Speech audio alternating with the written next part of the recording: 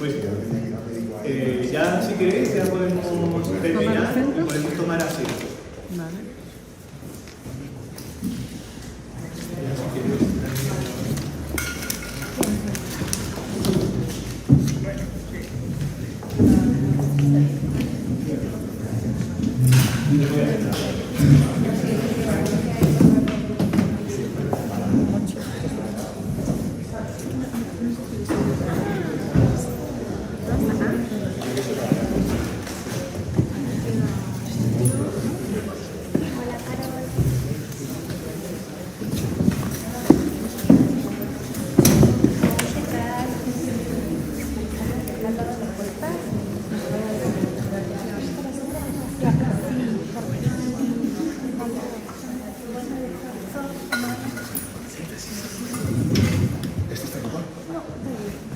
Bueno, a ver, contadme, ¿qué preguntas han salido? ¿Quién ha visto una pregunta que le haya parecido así interesante? Son todas interesantes. Por cierto, quien vaya a intervenir, avisarme, levantarme la mano, porque tenemos gente online también, entonces para que os puedan oír, yo tengo que ir a donde estéis con el micro para que os puedan oír. Que también conectaremos con ellos para que los podáis oír también a la gente que está online. A ver, por ahí tenemos una. Voy para allá, voy como reportero. A ver, Bueno, cuéntame. no, vi muchas interesantes, todas, pero noté que se repetían algunas que tenían que ver con aprovechar mejor el tiempo, con el bienestar de uno mismo, con ser más positivos, o como que noté como que eso era un tema en común en varias preguntas. Genial. ¿Y has visto alguna respuesta interesante a estas preguntas? Sí, las recetas que ya todos en el fondo sabemos que A ver, cuéntame. y por ejemplo, bueno, ser más optimista, aprovechar mejor el tiempo, trabajar para vivir y no vivir para trabajar, que en el fondo todos lo sabemos, pero cuesta por ahí ponerlo en palabras y llevarlo a cabo. Genial. ¿Alguien quiere comentar alguna más que haya visto, que quiera resaltar? Sí, porque es verdad que hay un tema común que es lo que ya he dicho, que la inteligencia artificial por la parte de nosotros, que es algo que está ahí y que no sabemos lo que va a pasar, ¿no? Y yo creo que se incorporará en nuestra vida igual que se incorpora en Internet. Será una parte importante y no sé si la mejoraremos, la dominaremos, pero estará ahí, no creo que se va a hacer. Súper interesante. No sé, Daniel, si se está escuchando bien las intervenciones de la gente.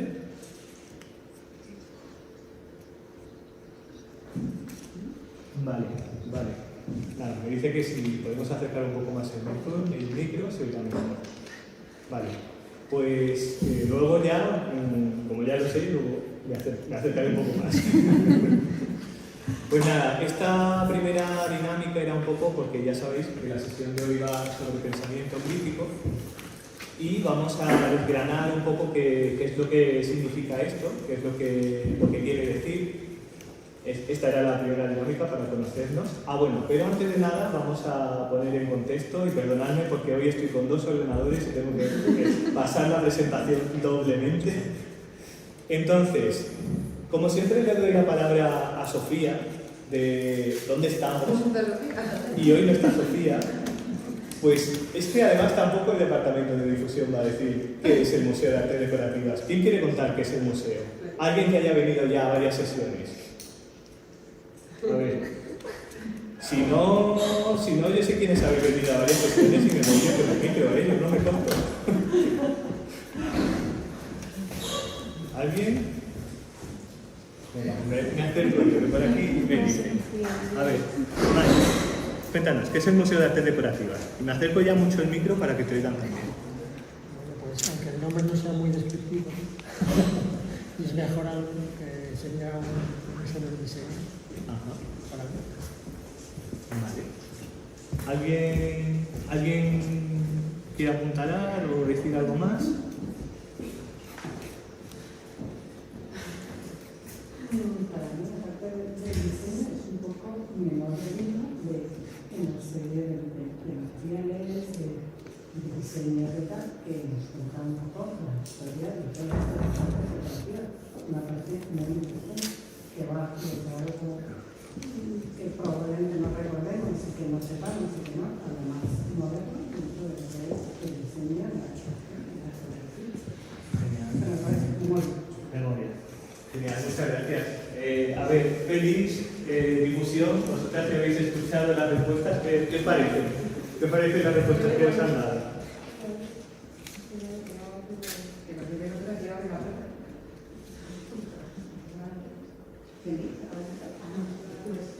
¿Feliz? ¿Cómo veis la descripción? ¿Quieres comentar algo más? No, yo lo veo. Espera, me acerco.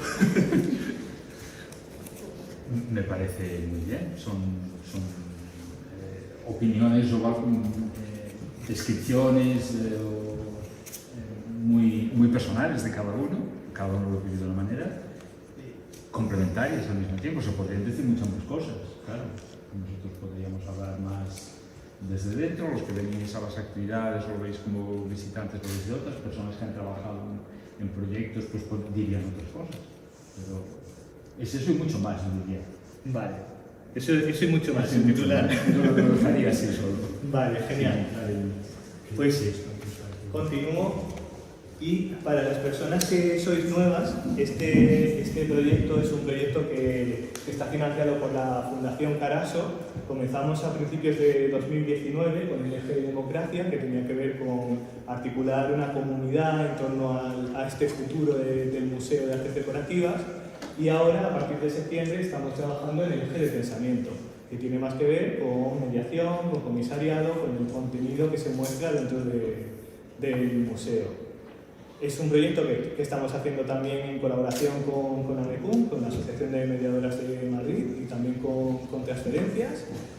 Y nada, y vamos un poco a ver qué es lo que vamos a ver hoy. Entonces, tenemos una primera parte que tiene que ver con el pensamiento crítico, luego vamos a hablar, todo esto os lo voy a ir contando después. Luego vamos a hablar de los sesgos cognitivos, me voy saltando aquí también en online, y vamos a hacer unas dinámicas para trabajar esto. Me dicen que estoy en la pantalla de online. Un segundo.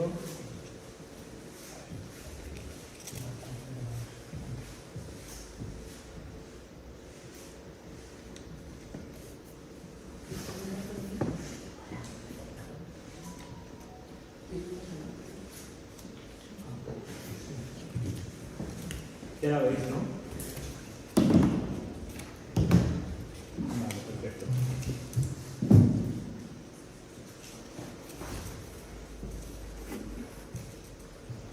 Vale, pues vamos a la siguiente.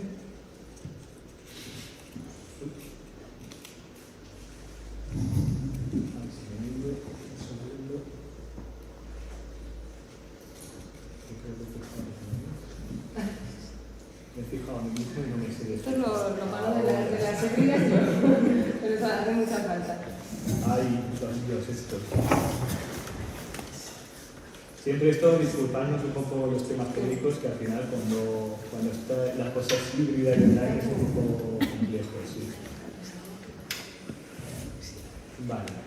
Entonces, vamos a hablar de pensamiento crítico, no es anterior. ¿Cómo definiríais el pensamiento crítico, vosotras? Que ya, de hecho, en la sesión anterior pregunté un poco sobre qué representaba el eje de pensamiento, que creéis que íbamos a trabajar en este eje. Alguna gente me contestó. ¿Alguien tiene alguna idea de qué es el pensamiento crítico? ¿O para qué sirve? A ver. Espera que venga el micrófono. Hoy voy a hacer mucho ejercicio. Que digo yo que es la capacidad de analizar la información o algo así, ¿no? Vale. ¿Vale? Sí, sí. Pero hoy en día, la verdad que con tanta información que hay, tanta verdad y tanta cosa que no es verdad, es complicado. El poder diferenciar qué es verdad y qué no. De hecho, justo de eso vamos a hablar enseguida también. ¿Alguien más quiere dar su definición? No hay una definición correcta de pensamiento crítico, cada uno puede tener la suya propia. ¿Alguien más quiere comentar algo?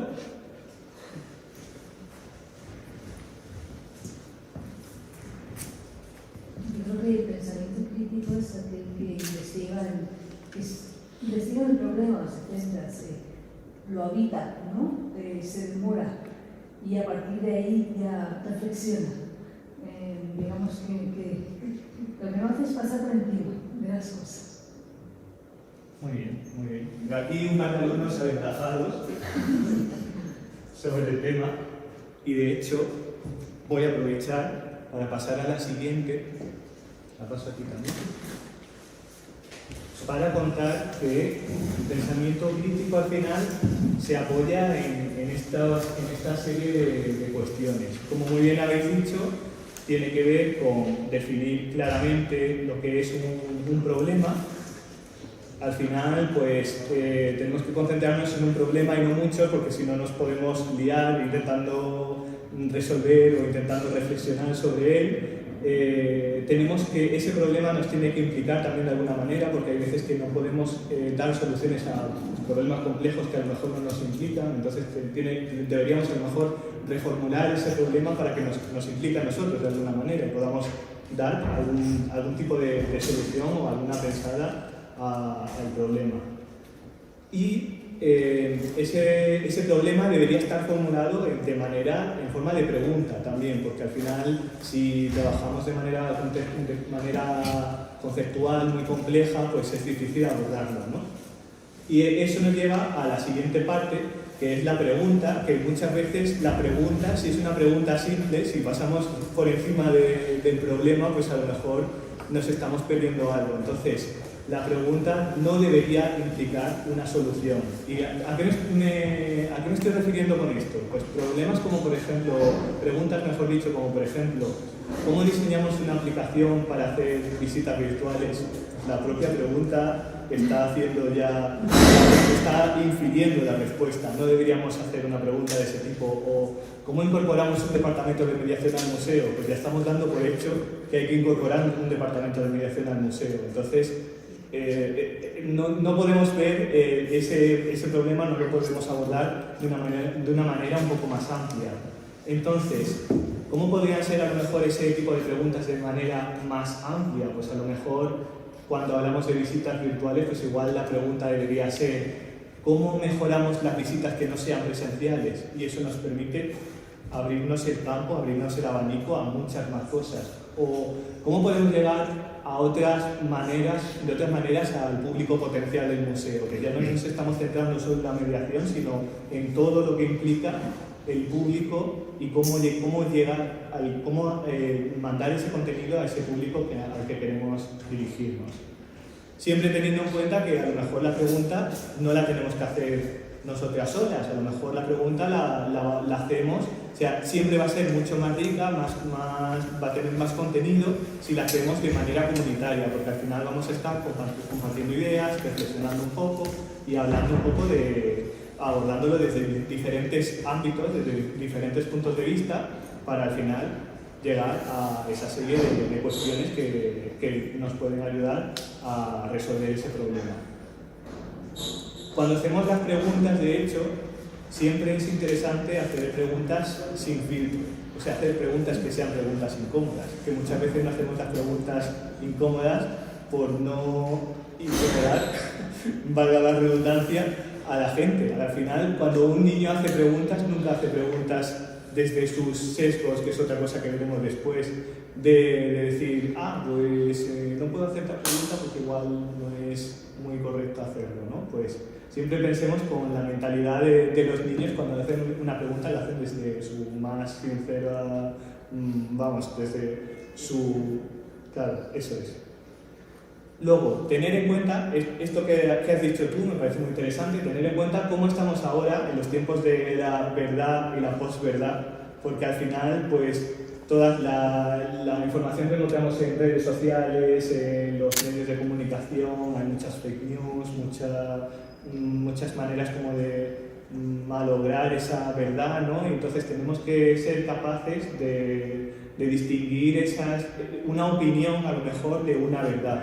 Porque ahora mismo, en el momento en el que nos encontramos con ese contexto, la opinión y la verdad están como al mismo nivel, ¿no? Se cuestiona el método científico, que es el que realmente está aportando valor, y lo pone al mismo nivel que las opiniones. Entonces se manipulan los datos, hay polarizaciones ideológicas, ya lo sabéis, lo vemos todos los días en los medios, y tenemos que ser capaces de discernir y de filtrar esa información útil al final.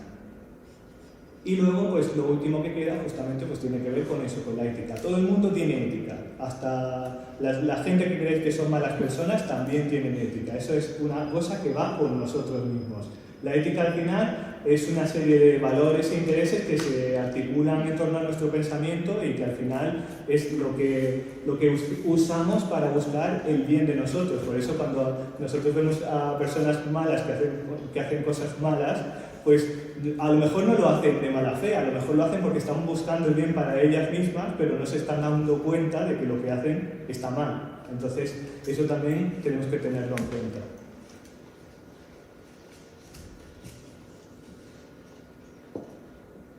Y sin más, vamos a pasar a una de las cosas que más nos nublan a lo mejor este pensamiento crítico, que son los sesgos cognitivos, o como decía Sofía cuando estuvimos preparando esto, los prejuicios. Al final tenemos muchos prejuicios mentales, entonces vamos a hacer... Yo diría ideas preconcebidas, quizá mejor, ¿no? Ideas preconcebidas, es verdad, sí, ciertamente. Ideas preconcebidas, justo. O prejuicios también pueden ser. Entonces, vamos primero a contar qué son estos de los sesgos cognitivos, que al final pues no dejan de ser, esto ya lo vimos también en su día, cuando lo hablamos en la sesión anterior, pasamos un poquito, en el eje anterior, mejor dicho, pasamos un poquito por encima. Básicamente son errores o trampas mentales que tenemos y que las cometemos todo el mundo, que son jaulas que nos hacen tomar malas decisiones, ¿no? De alguna manera. Nadie está libre de los sesgos cognitivos, hasta la persona más inteligente también tiene sesgos, ni la más consciente. Entonces, lo más interesante de esto es conocerlos para saber cuándo estamos cometiendo un sesgo, o identificarlo de alguna manera, que estoy cometiendo un sesgo. Lo puedo cometer, pero soy consciente de que lo estoy cometiendo. Hay muchas aplicaciones hoy día que se validan al final, se apoyan en estos sesgos para mantenernos enganchados en las aplicaciones. Entonces también es interesante ser conscientes de que están jugando, entre comillas, con nosotros, y aunque nosotros al final estemos utilizando la aplicación, que lo sepamos, que estamos usando la aplicación, pero ojo, que estamos jugando también con nosotros, que seamos conscientes. Bueno, comentar este dilema de la red. Exacto, exactamente, justo. Que no sé si lo habéis visto, el dilema de las redes, pero si alguien no lo ha visto, esto ya lo comentaré también al final. Tenemos una wiki donde vamos volcando toda esta información y todas estas referencias que salen. Entonces, en la parte de pensamiento crítico lo meteremos también, por si alguien no ha visto ese documental, que es súper interesante porque te cuenta eso exactamente, todos esos patrones oscuros que tenemos de alguna manera mentales, como en Silicon Valley y en todas estas empresas de aplicaciones y demás los utilizan en nuestra contra para quedarse con nuestro tiempo, para vendernos productos de alguna manera y para mantenernos todo el rato enganchados, y que sea muy difícil desengancharnos, y aunque nos desenganchemos, que volvamos otra vez. Entonces, eso por un lado, y luego por otro lado, también tenemos que tener cuidado con los sesgos culturales o cámaras de eco, que esto quiere decir cuando nos rodeamos de gente que piensa igual que nosotros. ¿Por qué? Porque al final, como la misma palabra lo dice, al final entramos en un bucle de ideología en el que estamos todo el rato retroalimentándonos con las mismas opiniones, las mismas ideas, las mismas cosas que todo el rato están ahí y no nos permiten discernir, no nos permiten tampoco tener un pensamiento crítico. Es muy interesante confrontarse siempre con gente con otras ideas diferentes a las nuestras, intentar entenderlas también de alguna manera y estar todo el rato en constante diálogo. Si nos damos cuenta que estamos en una cámara de eco, pues intentar salir un poco de ahí. Entonces, vamos a ir a la primera tanda de sesgos, que los tenemos por aquí. Pues os los cuento un poco, yo no me los sé de memoria, para nada, los tengo aquí apuntados. Entonces os los voy a ir contando y seguramente en algunos os sintáis reflejados y reflejadas. Tenemos varios en esta primera tanda. Pues el sesgo de confirmación, por ejemplo, que es cuando acudimos a una información que confirma nuestras propias creencias. Por ejemplo, que hablábamos antes, la cámara de eco de ir siempre a la prensa que es de nuestra misma ideología política y no leer otro tipo de prensa que a lo mejor pues cuenta las cosas de otra manera. El sesgo de anclaje es el sesgo que hace que una primera información determina la forma en que entendemos una segunda información, que eso lo veíamos antes aquí en este ejemplo. No sé si aquí en puedo ir hacia atrás, ¿sabes? Sí. Aquí, en la primera imagen veis que tenemos una escala de precios, el gratis, el que es intermedio, el que es más caro. Pues al final eso juega un poco con nuestro sesgo de anclaje, porque nos está diciendo, ojo, que tienes el gratis, pero si pagas un poquito tienes más cosas. Y esto en los supermercados pasa también, que al final tienes una cosa muy barata que a lo mejor no me fío, pero tengo otra cosa que es un poco más cara y digo, pero es que no me quería gastar tanto. Pero luego tengo otra que es mucho más cara y digo, pues igual no era tan cara como pensaba. Me voy a llevar la intermedia porque me parece que está mejor. Pues ese sería ese sesgo. Luego tenemos sesgo de ilusión de focalización. Aquí, volver. Que es en el que creemos pues que creemos que lo que tenemos en foco pues es más importante que otras informaciones, ¿no? Pues, por ejemplo, había un estudio entre la relación que había entre citas amorosas y la felicidad, y entonces en ese estudio pues se habló primero de eso, y ya tenías como el anclaje de las citas, las anclabas a la felicidad. Entonces, si primero preguntaban si eras más feliz, pues daban respuestas distintas que si primero preguntas cuántas citas has tenido a lo largo de este año, en tus últimos años, y luego te preguntan si eres feliz, pues anclas una cosa con la otra. Luego tenemos el sesgo de Marco, el efecto Marco, que es la percepción cambia la realidad según el enmarque en el que se encuentra. Que esto se utiliza mucho en publicidad, ¿no? Que al final no están vendiendo tanto un producto, sino una experiencia. Pues a lo mejor no están vendiendo un coche, sino la experiencia de conducir.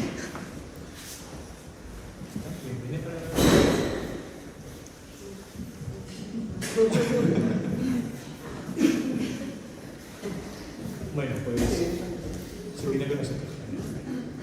Vale, pues sigo y os cuento ya los dos últimos, que es el de disponibilidad. Pues darle más atención o más importancia a la información que tenemos a mano, que es más fácil de recordar. Esto, por ejemplo, pasaba en la época del COVID, antes de que viniera a España, pues lo veíamos como más peligroso si teníamos casos de COVID alrededor que si no lo teníamos. Si no lo teníamos, como que lo veíamos súper distante. Y el último es el efecto halo, que es que valoramos, esto también lo hemos visto antes en la otra, no sé si os acordáis, las dos fotos de las chicas, que había una chica que se veía con gafas, otra chica que se veía como rara. Pues valoramos más positivamente o negativamente a las personas en función de otros rasgos. Pues a lo mejor alguien que viste con chaqueta nos parece más interesante, o alguien más guapo pues nos parece más listo, ¿no? Pues ese es el efecto halo. Entonces, para no liarme mucho contando sesgos, os lo he separado por bloques, pero vamos a empezar a hacer una primera dinámica de plantillas. Entonces, hay aquí una serie de plantillas en el centro que os vamos a repartir. Que voy a coger una, bueno, como la tengo aquí, la explico después. Que básicamente vamos a rellenar. Primero vamos a coger unas cartas de personajes que son personajes diferentes a los que utilizamos en su día cuando estuvimos trabajando con las comunidades. Estos personajes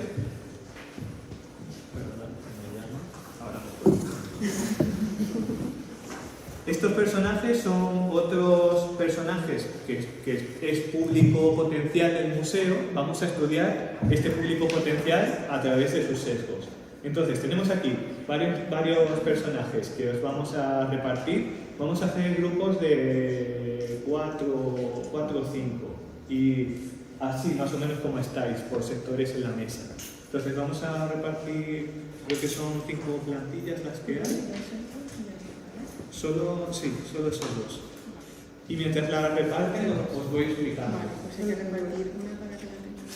Perdona, David.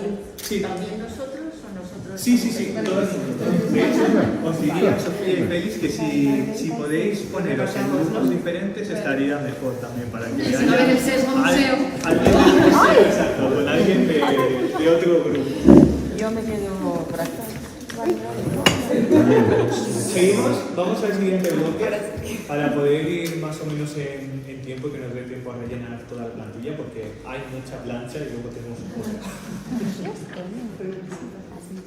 No, ahí está bien. Es que yo aquí no lo tengo bien porque tenía el tiempo ahí, la careta.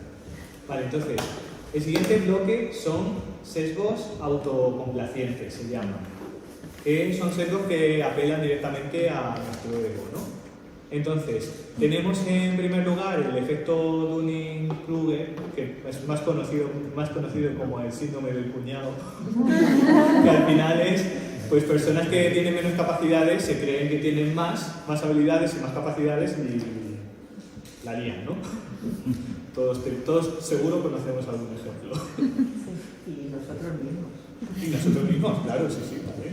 Esto no afecta a todo conocemos el mundo. ninguno, es que somos el ejemplo. Si no conoces a nadie, esto. Vale, siguiente sesgo de atribución fundamental, que es el que aplica raseros diferentes, juzgando a las personas.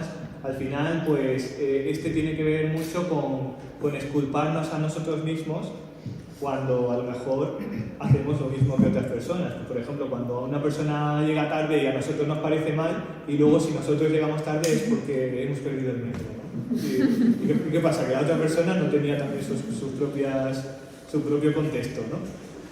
El sesgo de apoyo a la elección, que es pensar que una decisión fue acertada una vez que se ha tomado, que al final es pues eso, lo típico, cuando algo te sale bien, ¡ay, qué bien que me ha salido esto! ¿No? Pues eso es un sesgo también. El sesgo de retrospectiva, que es cuando vemos los eventos pasados como más predecibles antes de que ocurran. Y esto es lo típico que hacen nuestros padres de ¿te lo dije que iba a pasar eso o no te lo dije? Pues eso es el de retrospectiva. El efecto contraproducente, que es reafirmar una creencia con más vehemencia a una refutación, que al final es pues cuando alguien te lleva a la contraria y tú no te bajas del burro, ¿no? Y te reafirmas en tu idea. Pues eso es otro tipo de sesgo.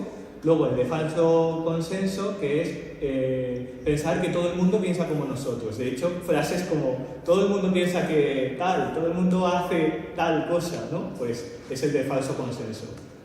Y el del punto ciego, que es justamente lo que decía antes Lucía, el pensar que estamos libres de esos sesgos. Al final todo el mundo los comete, ¿no? Pues sabiendo este bloque de sesgos, vamos a dejar otros 10 minutillos, como hasta, sí, más o menos hasta las 6, para rellenar la plantilla, la segunda columna. Si queréis. La frase yo diría. Pasamos al siguiente bloque y ya cerramos los sesgos. No os preocupéis si os habéis quedado de rellenar, que luego va a venir para poder rellenar sin problema. De hecho ya nos quedan muy poquitos, es el último bloque. Entonces, voy a pasar a contároslos.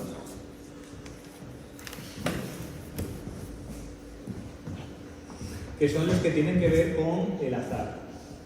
Entonces, aquí tenemos 5 nada más, que son, bueno, estos sesgos pues intervienen en la evaluación de probabilidad que tiene que suceder, en la que suceden los sucesos o eventos, percepciones de riesgo y demás. Entonces, El primero es la ilusión de agrupación, que al final es ver patrones aleatorios, donde todos estos de hecho os sonarán a lo mejor porque tienen que ver con lo que hablábamos antes de las aplicaciones que suelen utilizar este tipo de sesgos en concreto para manejar un poco nuestra mente.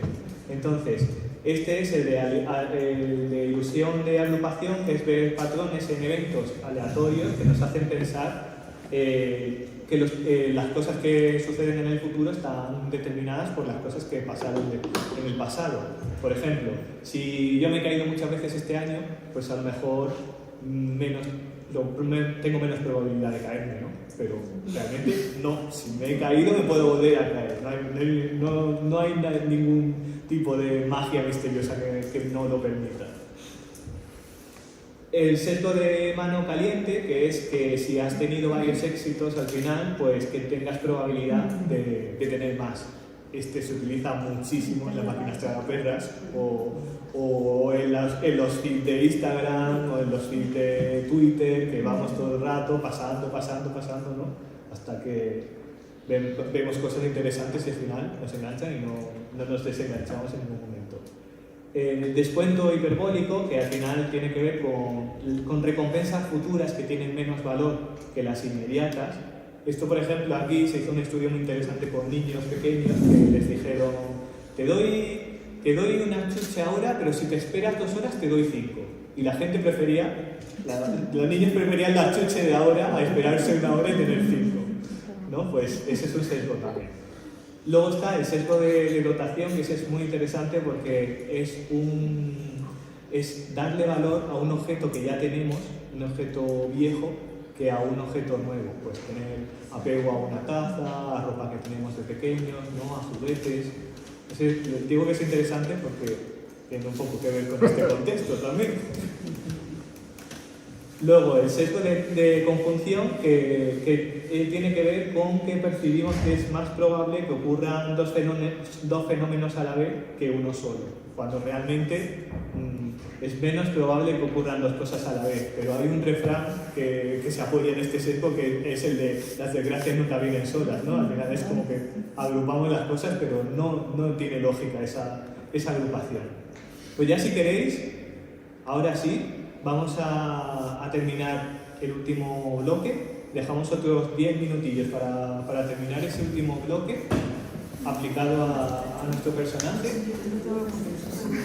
Vale, pues nada, algún grupo me ha preguntado que si tenían que poner los sesgos que tenía esa persona con respecto al personaje. Pues eso es justamente lo que va en la segunda parte. En esa segunda parte podemos, o de manera completamente sincera, como nosotros nos sentimos con respecto al personaje, escribir qué sesgos o qué prejuicios tenemos con el personaje. Tenéis ahí un hueco grande para escribir lo que queráis. O bien, cómo la comunidad del museo o la sociedad en general tiene sesgos o prejuicios hacia ese personaje. Eso por un lado. Ahí os voy a dejar otros 10 minutitos. Luego, ya os digo, luego tenemos tiempo para rellenar. Pero porque lo penséis también, la tercera parte es al final, estas plantillas de hoy no son resultadistas. Tienen que terminar en una pregunta que trabajaremos en una futura sesión. Entonces, cuando ya tengáis todo relleno, en grupo, un poco intercambiando ideas y tal, tendría que salir una pregunta que resuma todos los sesgos que hemos trabajado en torno al personaje y que podamos hacerle al personaje. Tener en cuenta lo que os he contado antes, que sea una pregunta que no la propia pregunta tenga una respuesta en su pregunta. Tiene que ser lo más genérica posible, pero que esté trabajando esos conceptos que hemos estado trabajando en torno a ese personaje. ¿Y se debe al personaje? ¿Esa pregunta se le hace al personaje? Sí, es una pregunta que le haríamos al personaje. ¿Con la intención de que vaya al museo? Sí, relacionado con el museo. Luego vamos a trabajar otra plantilla que tiene más que ver con acciones mediadoras, pero por ir enfocándolo un poco, que tenga que ver con el museo, sí. Pero tú decías para hacerle venir al museo. O sea, decía que si es una... Exacto, pero ya es un personaje, pero digo, ese señor que tenemos o señora que tenemos cada uno, ya es alguien elegido, es un potencial cliente del museo, o un Exacto. potencial visitante, como un usuario, como llaméis. Sí, pero que todavía no está dentro del museo. Todos los personajes que estáis trabajando son potencial público, pero que es un público que a lo mejor ahora mismo no está en el museo y tendríamos que pensar de qué manera lo podemos acercarle al museo. Exacto, eso es. Pues adelante. Vale, pues vamos a ir a la siguiente plantilla, pero antes de ir a esa plantilla vamos a contextualizar un poquito y vamos a hacer una recapitulación de lo que pasó en sesiones anteriores de este eje. Entonces, voy a contaros varias ideas clave que han salido de cosas que hemos ido reflexionando desde septiembre hasta ahora, como por ejemplo, cosas que se han tratado, pues la falta de conexión entre... Esto estamos hablando ahora del contexto museo, ¿vale? Entonces estamos hablando de esas cosas que han ido saliendo en otras sesiones. Pues se ha hablado sobre la falta de conexión entre personas y piezas, que a la gente le gustaría tocarlas, manipularlas, tener sensaciones con ellas de alguna manera. También se ha hablado un poco de trabajar sobre la temática de la alimentación, ¿no? Del gusto a través de esa temática, como sacar una serie de hilos narrativos que puedan contar alguna serie de exposiciones. También se ha hablado de, por ejemplo, mostrar el proceso de diseño de algunos productos que hay expuestos en el museo, como prototipos, con bocetos a lo mejor. También que tengan como cierta vinculación con lo local, contextualizar esas piezas para conocer mejor cómo vivían, porque ya tenemos hay mucha distancia a lo mejor temporal y nos cuesta trabajo entender una pieza cómo estaba contextualizada en su momento y si realmente a lo mejor tiene más que ver con nosotros esa pieza si la contextualizamos en su contexto histórico. O atraer al público joven con exposiciones que tengan que ver con el diseño contemporáneo, es otra de las cosas que salieron. Objetos relacionados con la diversidad funcional, exposiciones temporales que sean de alguna manera sorprendentes o arrebatadoras, dijo una compañera, que es muy curiosa, no es la palabra. También en la última sesión que la tuvimos con Fernando Sáez Lara del Museo Antropológico Nacional, nos dijo que, claro, ellos por su contexto también que tienen, ¿no? Que un museo tiene que tener de alguna manera un fin político en su más amplio sentido y disidente también, ¿no? Entonces, que sea algo disruptivo socialmente y que apoye ese tipo de pensamiento crítico al final. Entonces, con respecto a eso, lo voy a mover aquí también.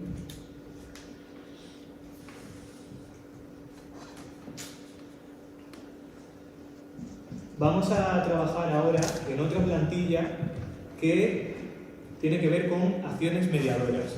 Ya hemos visto cómo es el personaje, lo hemos estudiado un poco, hemos estudiado sus sesgos o los sesgos que el público tiene con ese personaje.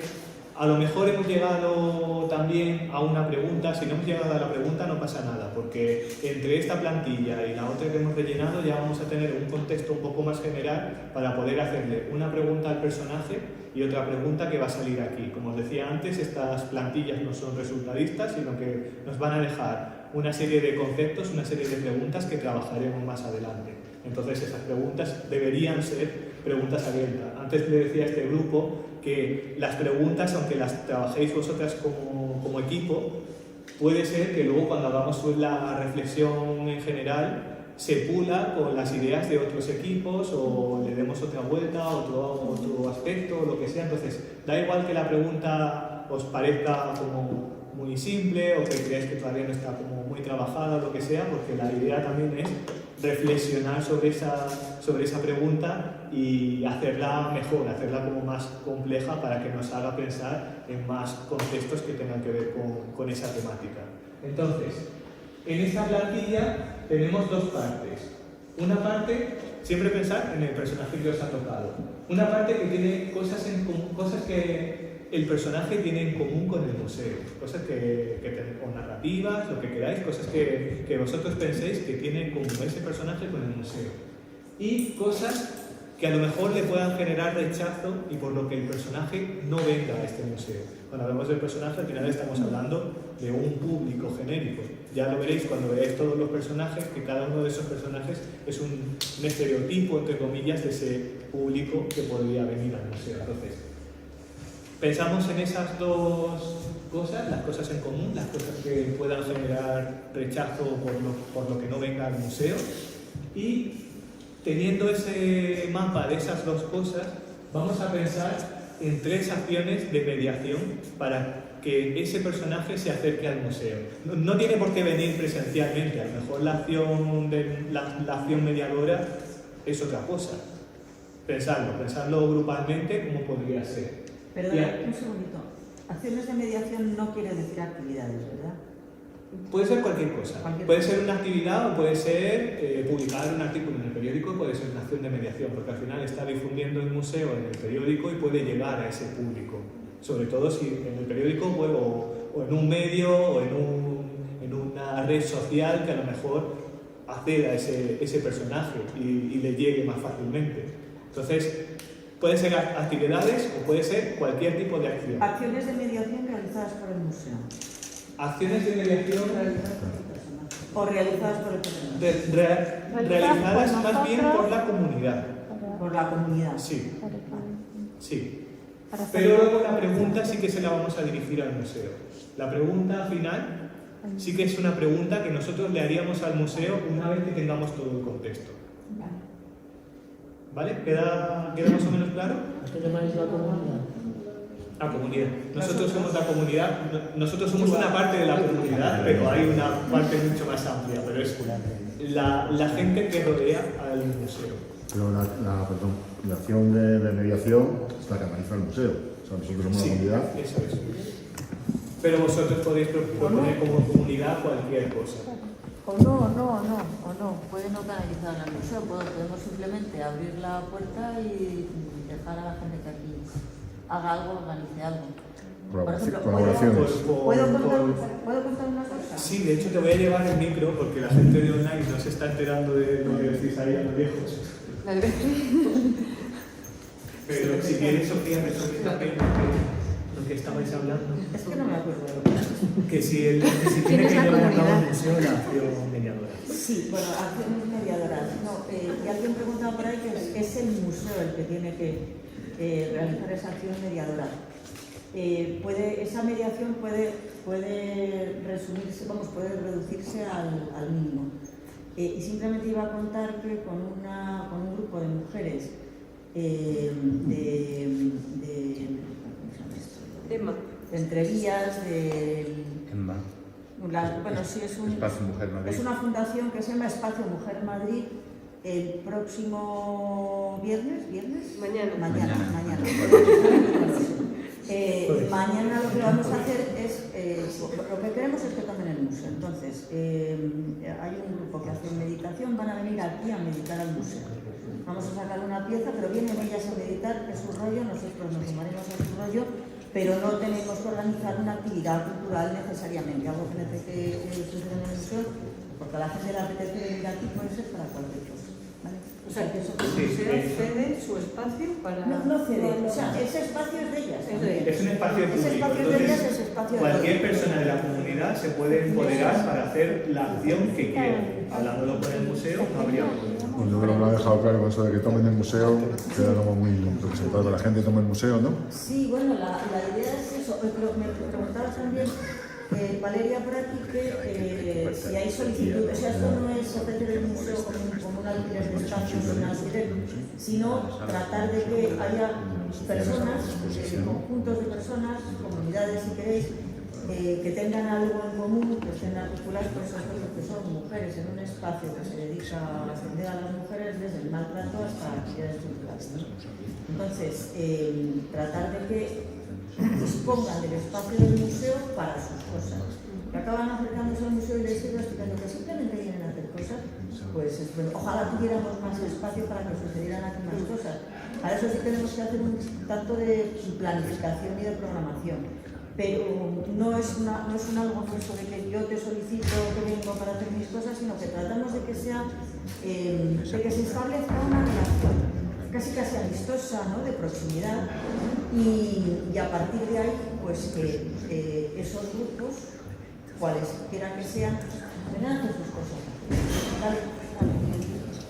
Daros unas referencias bibliográficas, algunas ya las tenéis puestas en la wiki de la batidora, pero porque tengáis un poco de contexto, todo el tema que tiene que ver con pensamiento crítico, la mayor parte de lo que he contado hoy aquí está relacionado con el libro La virtud de pensar, de María Ángeles Quesada, que de hecho os he traído aquí a la gente que habéis asistido, también a la gente online lo tendréis, porque está también en digital.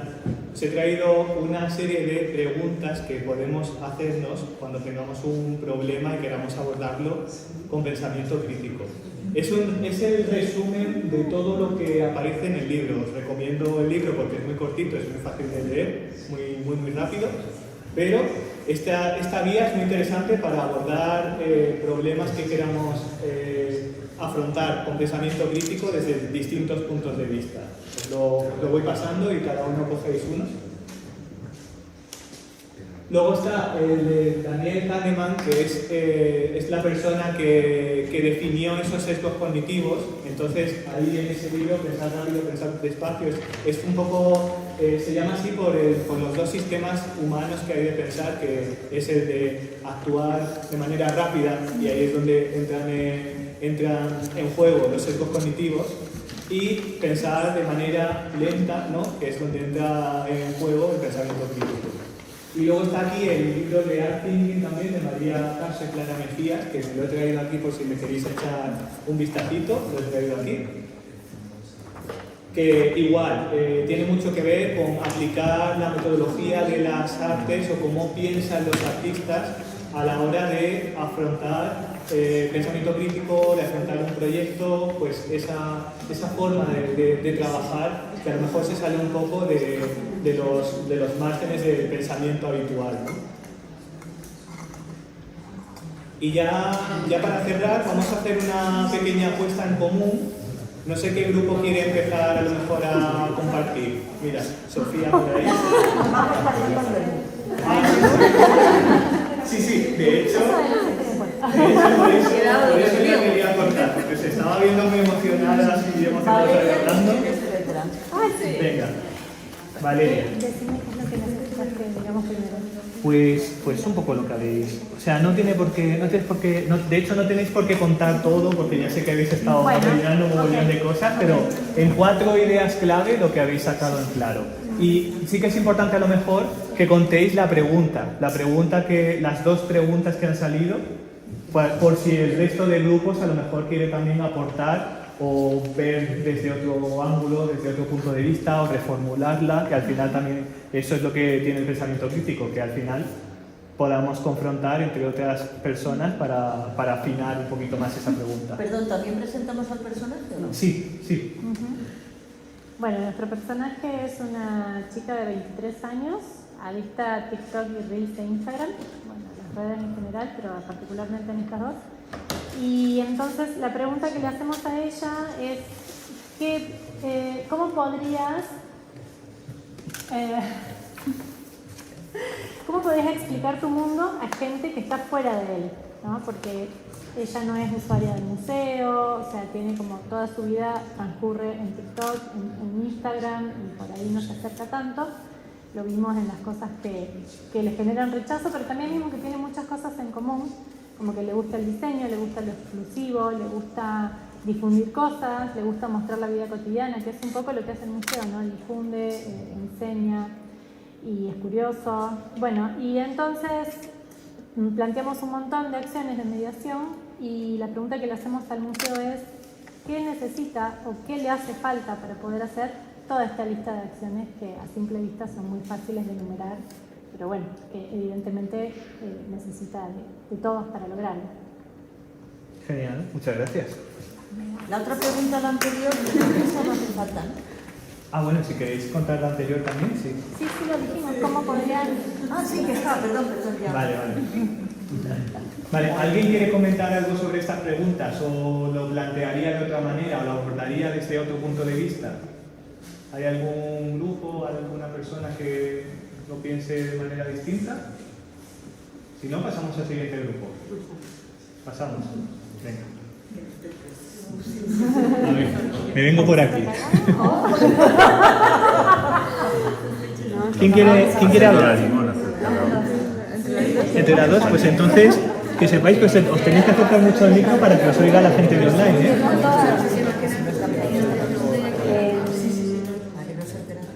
Bueno, ¿arrancó? Sí. Bueno, trabajamos con Alex, de 42 años, una persona amante del software, activista. Interpretamos que se junta mucho con los vecinos, que con causas sociales, y también muy usuario de mensajería para ponerse de acuerdo con estos grupos a los que asista. Nada, en principio queríamos saber qué preocupaciones sociales tiene, cómo son esos grupos a donde se junta, bueno, cuáles son las actividades que le interesan, bueno, que lo motiva. Y entendimos que sí hay algunos puntos en común con el museo que tienen que ver con este proceso en el que está el museo ahora, de hacerlo más partícipe, más abierto, y de poder incluir a otros grupos sociales y de abrir a otro tipo de actividades, y que ahí podrían encontrar intereses en común y desarrollar cuestiones en común, pero que al mismo tiempo sí puede representar... Uy, ¿qué ha pasado? Como en cosas que le podrían generar rechazo, no estaría por un lado ese prejuicio que puede haber hacia algo que representa una institución oficial y que de primeras podría tener muchas barreras, ¿no? Aunque luego eso se puede ir también dentro de los límites, como ir abriendo poco a poco. Y sobre todo el rechazo, ¿no? El choque de toda esa postura abierta y participativa, ¿no? Y de compromiso con la presentación actual de la colección permanente. Entonces, como acciones concretas, planteábamos la posibilidad de conocer esos intereses de los grupos y de la participación ciudadana para que ellos fuesen los que propusiesen las temáticas y que participasen directamente, ¿no? En ese comisariado, en esa relectura de la colección. Así que la pregunta que le haríamos al museo sería hasta qué punto llega ese compromiso social, ¿no? Hasta dónde se pueden actuar, entendiendo que hay unos límites, ¿no? Pero pues eso, hasta dónde están dispuestos a llegar. Genial, muchas gracias. ¿Alguien que...? Bueno, aplaudimos, ¿no? Aplaudimos. ¿Alguien quiere confrontar estas preguntas que han salido aquí en este grupo? A lo mejor en comparación con lo que os ha salido a alguno de los demás. Yo creo que es parecida la pregunta que se le hace al museo a la de... ¿no? Es curioso, ¿eh? Sí, interpelamos al museo, pero ¿qué pasa? Genial, pues pasamos si queréis al siguiente grupo y ahora me voy a venir por aquí. A ver, portavoz, por aquí, ¿quién quiere hablar?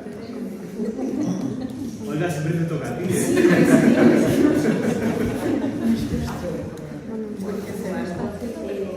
Bueno, nuestro personaje es Alberto, tiene 33 años, su perfil es tecnología, videojuegos, acaba de montar una startup, le interesa también el marketing, la programación y tiene muy poco tiempo porque se dedica a ese tipo de cosas, pero al mismo tiempo necesita encontrar personas que le ayuden en la producción y para sacar adelante sus proyectos. Entonces, en principio, pues bueno, hemos pasado, pues, por ejemplo, después de cuando venía al museo, pues si no me da la vida, si todo está en internet, ¿para qué tengo que ir al museo? O esto en relación al sesgo de disponibilidad. Efecto de falso consenso, pero si ya no iban a los museos, no me interesan nada, son aburridos, están desfasados. O la ilusión de agrupación, nunca he pisado un museo, no creo que lo haga. Entonces, bueno, pues sabemos prejuicios, pero fundamentalmente a la pregunta que hemos abierto sería ¿qué tipo de experiencia digital te motivaría para venir al museo? Y luego, la parte del museo, pues bueno, cosas en común entre Alberto y el museo, pues que ambos son obsesivos temáticos, la creatividad, preponderancia de lo visual, necesidad de estar actualizados, necesidad de darse a conocer, necesidad de circulares. Ambos necesitan trabajar en equipo. Y cosas que pueden hacer que Alberto sienta un rechazo, que piense que es aburrido, que es obsoleto, pensar que consume mucho tiempo, pensar que no se puede venir y hacer visitas cortas, pensar que venir al museo implica, bueno, sí, que esto le puede hacer sentir un poco de rechazo porque va un poco, está un poco no está en concordancia con cómo suele trabajar él, y es que el museo implica la actitud reflexiva y efectiva. Y luego que es posible que no encuentre experiencias que vaya a disfrutar o incluso puede tocar cierto rechazo el material destructivo de las piezas. Entonces, vamos a la pregunta, que sería, ¿cómo podrían conectar Alberto y el museo para cooperar y desarrollar experiencias que lleguen a más público? ¿Cómo podría el museo, en concordancia con su narrativa, conectar con los retos actuales? ¿O cómo Alberto puede aplicar sus conocimientos de marketing para colaborar en la difusión de mensajes? Genial, muchas gracias.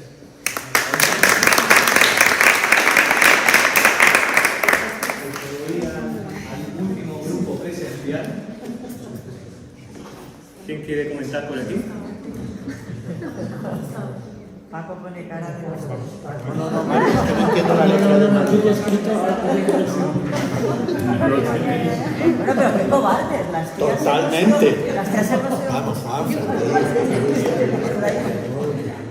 A todos ellos, venga. Se han juntado. No podéis explicar también. Claro, Esa también, ¿no? Las explicaciones. bueno, la persona es Daisy, que tiene 49 años. Y entonces es una persona que lleva 15 años viviendo en España.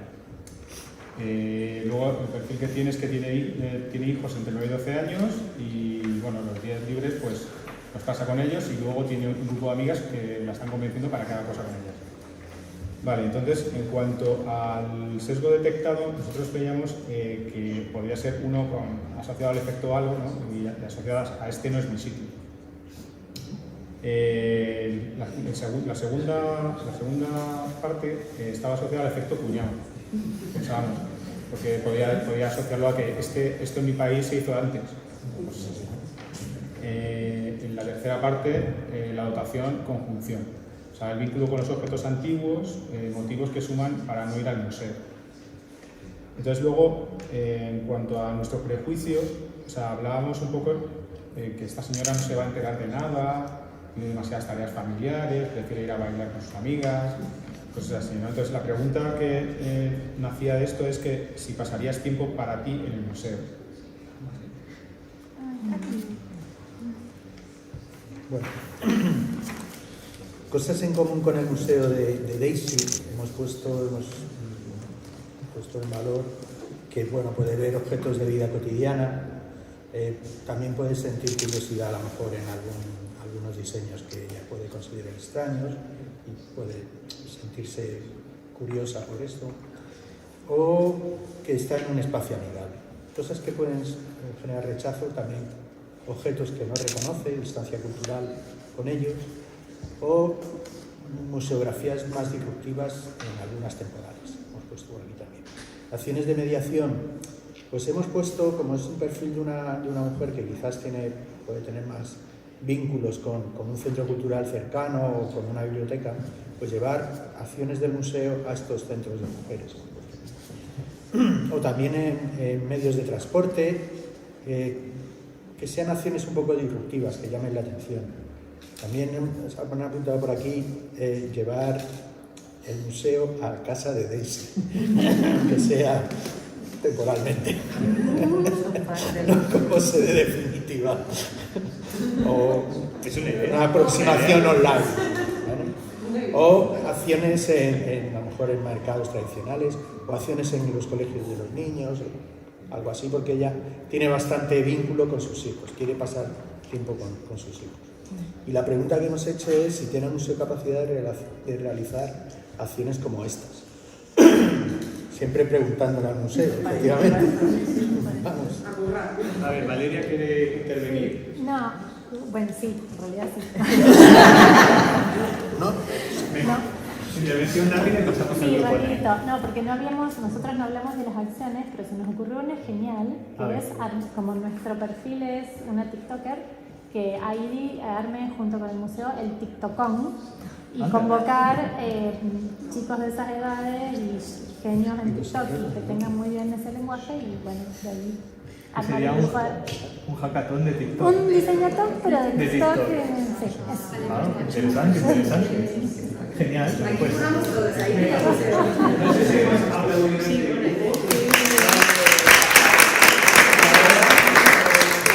Antes de cerrar, vamos a pasar también a hablar con el grupo online, a ver qué ha estado trabajando. Y os doy la palabra, a ver si se os oye. ¿Oye? Daniel, que lo resumirás. No, a ver, vosotras, que sois la comunidad. Las medias. Amplía un poco más la pantalla porque yo no veo eso. Sobre todo la última parte, ¿no? Hemos hablado de las cosas en común con el museo. Hemos elegido a Daisy también, como el último grupo anterior, que lleva 15 años viviendo en España, tiene 2 hijos, que trabaja para su familia y bueno, que queda con grupos de amigas. Entonces, cosas en común son las reuniones de amigas, que me parece que alguien ha comentado que va a haber una reunión de mujeres que vienen a hacer meditación al museo, pues ese tipo de amigas donde charlar, etcétera, etcétera. Luego también que se pueden enlazar con otros planes, o sea, los que vivimos fuera de Madrid, pues muchas veces decimos vamos a comer a tal sitio, vamos al museo y luego tomamos algo al lado o algo así, ¿no? Y luego, como decía Ney, que ella habla de la comida, que es verdad, el intentar que el museo tenga actividades en unión con la comida, ¿no? Bueno, eso a lo mejor lo explica mejor ella, lo puede explicar mejor. Luego también en cuanto a las cosas que hacen, que encontramos que rechazaría a Daisy o que pueden generar rechazo hacia el museo, es el horario. Yo el horario para mí creo que, aunque cueste lo que cueste, el horario es muy importante. Es muy importante porque hay gente que no puede ir a ver una exposición porque sale tarde o le pilla mal, etcétera, etcétera. Luego, también la barrera de personas que no tienen un nivel de estudios. O sea, ellas no como ha comentado Dale antes, no se acercan a los museos porque consideran que no son su sitio, porque a lo mejor no tienen un nivel de estudios y no pueden valorar lo que hay dentro. Entonces, si el museo hiciera algo hacia esas personas, pues a lo mejor se fomentaría ese tipo de público. Luego, bueno, yo las exposiciones inmersivas como algo postizo, bueno, yo es que las considero como algo postizo porque no me gusta, pero entiendo que es un mecanismo que a los jóvenes les parece muy atractivo y bueno, como una medida para atraer todo tipo de interés, curiosidad, que es lo que necesita la juventud, pues es importante, ¿no? Entonces, bueno, como el museo no tiene no es hacia un público joven, como habéis hablado los otros grupos que habéis cogido los personajes más jóvenes, no tienen esas inquietudes, entonces con algo tecnológico, algo, pues ahí a lo mejor sí. Lo tercero es lo de las acciones de mediación. Bueno, la actividades que pueden ir padres e hijos, hemos puesto como primera parte. Luego, la palabra que Dale ha dicho muy bien, en su idioma muy bien, que yo lo diré peor, edutainment, me parece que es coexistir. Tanto que se refiere un poco al tema de las inmersiones, de las experiencias estas inmersivas, ¿no? Que es la parte de educación y la parte de entretenimiento. Luego también a mí personalmente me interesa mucho conocer a las personas y los procedimientos de lo que hay detrás del museo. O sea, el responsable de marketing, de compra, de restauración, de todo eso, que cada uno pudiera contar su experiencia, las dificultades que encuentran, los procesos. O sea, a mí me parece que es dar visibilidad a una gente que parece que está ahí porque tiene que estar, pero que es muy importante en un museo y en el desarrollo de un museo. Y bueno, hacer más vivos los museos, efectivamente, con más variedad en las propuestas. El objeto desde 360, eso no sé muy bien qué es lo que, bueno, que haya, o sea, que haya actividades con mucha más amplitud de atracción para poder atraer a más gente, ¿no? También, si se habla de chocolate, hay que dar chocolate, igual con las Barbies, porque Dale ha dicho que si no podemos tocar las Barbies, por lo menos que haya réplicas, ¿no? Como viniendo de réplicas, por ejemplo, el que hubiera talleres donde se pudiera hacer réplicas de piezas en un tipo de material, pues no sé, de piezas que sean muy puntuales y muy, por ejemplo, el colador de aceitunas que habían hablado antes, y luego pues que cada uno se le quede su pieza, ¿no? O sea, pero que intentar hacer réplicas. Y luego lo de la pregunta, bueno, Dave decía, ¿cuál es vuestra promesa al público? O sea, ¿qué es lo que queréis ofrecer al público, ¿no? Que es verdad que si a priori decimos esto no se puede hacer, no tenemos dinero, no nos lo vamos a levantar, pues ya ahí empezamos mal, efectivamente. También yo creo que como museo, o sea, habría que hacerle la pregunta de decir, a ver, ¿quieres que vuelva? O sea, yo voy a verte una vez, pero ¿tú quieres que vuelva más veces? Pues vale, pues haz lo posible por que vaya otra. O sea, que salga, que el público salga tan a gusto y tan encantado que tenga ganas de volver o de contárselo a sus amigos, está en tal sitio y tal, no sé qué. Y luego la relación, o sea, hacer reuniones, que es lo que habéis dicho ahí, que es la reunión de labor, de puntos, o sea, hacer reuniones que haya con la comunidad que somos, ¿no? Más o menos. Y ya no sé si más, no sé, si Dave quiere decir algo, por favor, que lo diga. Ya no sé qué más decir. El tema, por ahí hay algo, ¿no? El tema textil también, que efectivamente hay gente, pues eso, decía de que alguna gente que a lo mejor no tienen esa capacidad o esos estudios,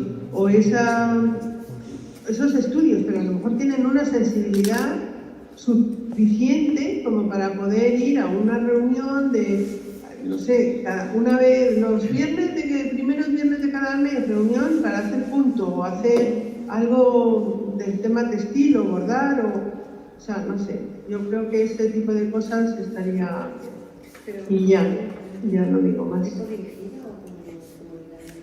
O sea, gestionada por ellas? Me pregunta por aquí Lucía que si es... ¿Cómo la planteaba? ¿Si más tipo una actividad dirigida por el museo o gestionada por la propia comunidad que viene a hacerlo?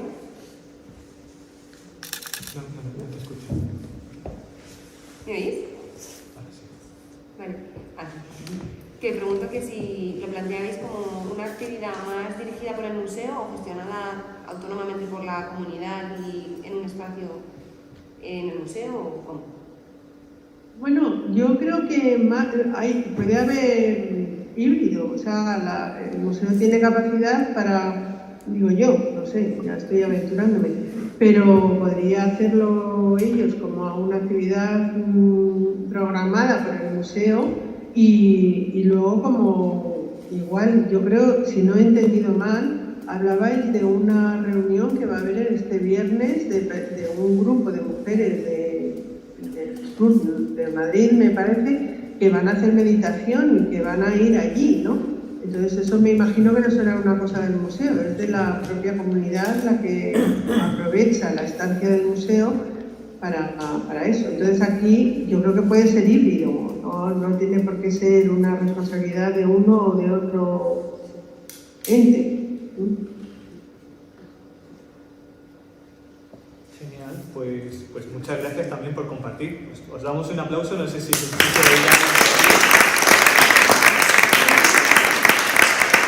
Y ya para cerrar, a ver, voy a intentar de colocarme.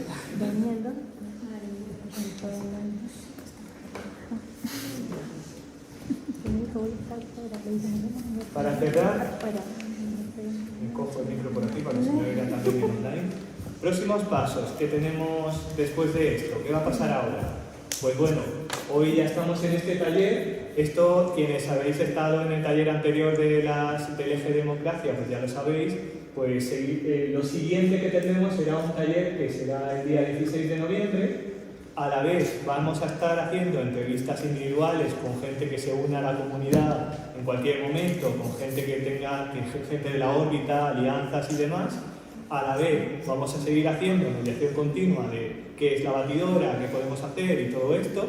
Luego recopilaremos, cuando terminemos ese taller último de futuros o de futuro final, recopilaremos toda esa información en una documentación que compartiremos tanto con el museo como con la comunidad. Ya habéis visto la documentación, quienes sois nuevas lo podéis ver en la wiki, que os lo pasaremos también por mail para que podáis entrar y echarle un ojo.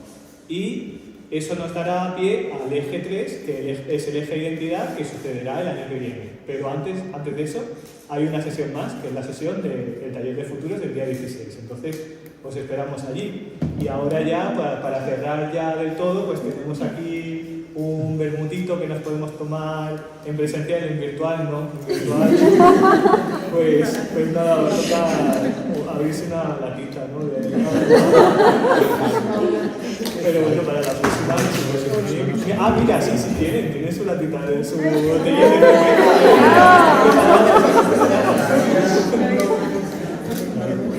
Pues nada, ya con esto ya finalizamos. Por cierto, las plantillas, como las vamos a recopilar, ponéis las dos plantillas una encima de la otra y ya nos encargamos nosotros de recogerlas y de ponerlas encima también de la...